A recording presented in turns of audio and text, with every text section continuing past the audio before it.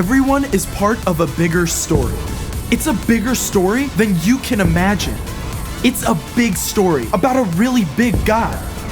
Discover the story that shows you the character of God. Heyo, I'm Caleb, and we're about to take a dive into my Bible. The Bible is no ordinary book. It's a collection of 66 books filled with history, wisdom, letters, poetry, and adventure. Together, they paint a picture of the story God has been telling since the beginning of time. God created us and loves us deeply. Even when we turned our backs, God made a way for us to return to relationship. And in the end, God promises to right every wrong and heal everything that's broken. When we see how God has worked through time, we can have confidence that God is working in our story too. That's what real trust is all about. And I've got 4 stories to show us what it can look like. We get started in the very first book of the Bible, Genesis. Here, darkness has crept into the world. People have turned from God and chosen to live only for themselves. But in the midst of it, God calls a man named Abraham to leave his home and travel to a brand new land. God promises that through Abraham's family, the whole world will be blessed with God's love. There's just one catch. Abraham and Sarah don't have any children yet, and they're already old enough to be great-grandparents.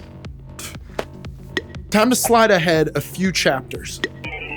And spoiler alert, now Abraham and Sarah do have a son, Isaac. Now, Isaac is living in the land God has promised, but neighboring tribes want him out. 3 times, herders steal water wells Isaac has dug. Isaac has plenty of men to fight back, so he's forced to choose. Engage in a brawl, or trust that God will provide in a different way at the right time. Let's move ahead 2 chapters. Isaac now has 2 sons, Jacob and Esau, and the conflict between them threatens to tear their family apart. Jacob finds himself alone on a journey into the unknown. And who can he trust? As night closes in, heaven opens up with a spectacular stairway toward an answer. We wrap up in Genesis 32. Here, Jacob prepares to face his brother Esau for the first time in many years.